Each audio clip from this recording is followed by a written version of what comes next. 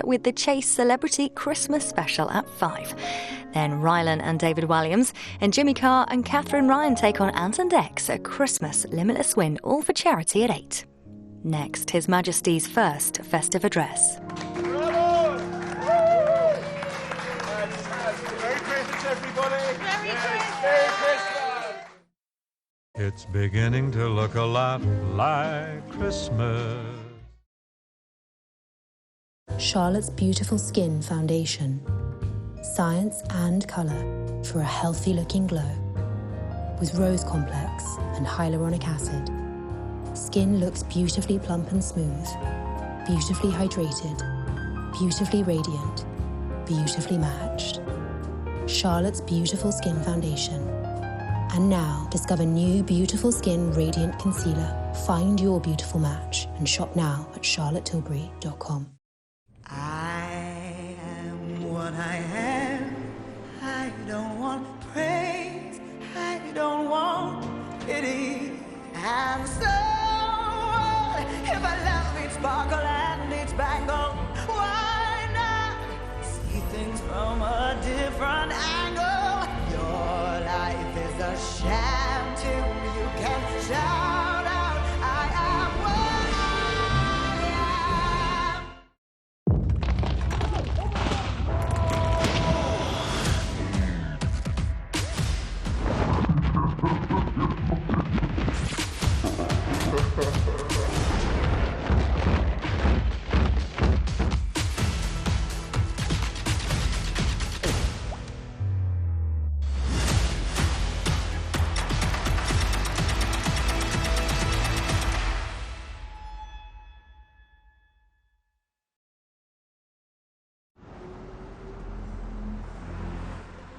In his first Christmas message to the nation, we hear from His Majesty King Charles III now on ITV1.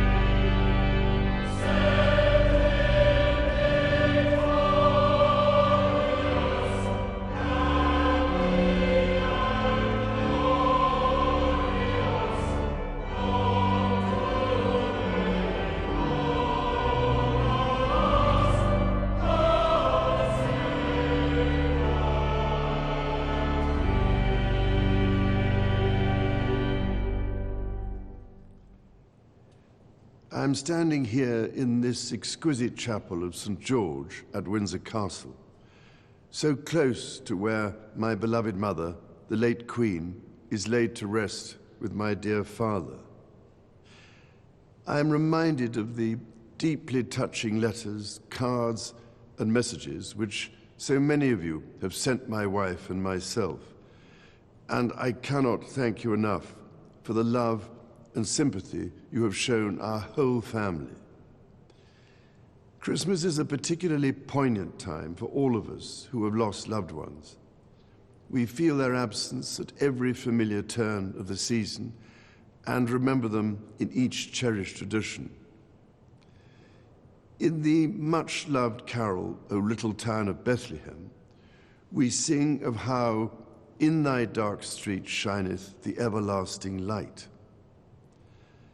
My mother's belief in the power of that light was an essential part of her faith in God, but also her faith in people, and it is one which I share with my whole heart. It is a belief in the extraordinary ability of each person to touch with goodness and compassion the lives of others and to shine a light in the world around them. This is the essence of our community and the very foundation of our society.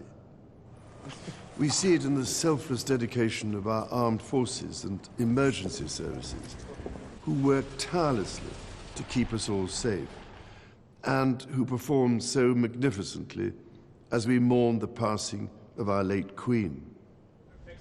We see it in our health and social care professionals, our teachers, and indeed all those working in public service, whose skill and commitment are at the heart of our communities.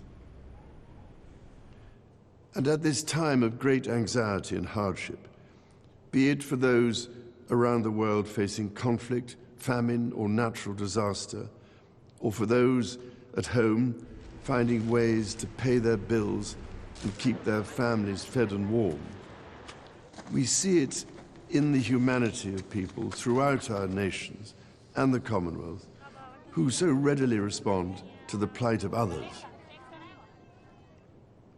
I particularly want to pay tribute to all those wonderfully kind people who so generously give food or donations, or that most precious commodity of all, their time, to support those around them in greatest need, together with the many charitable organizations which do such extraordinary work in the most difficult circumstances.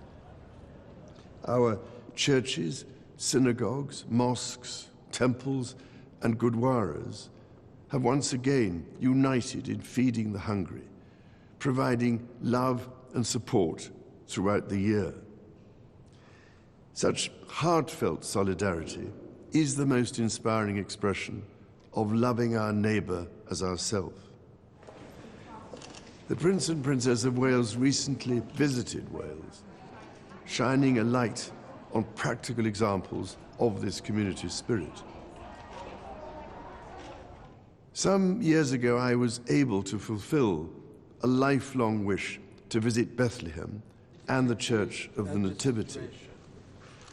There I went down into the chapel of the manger and stood in silent reverence by the silver star that is inlaid on the floor and marks the place of our Lord Jesus Christ's birth.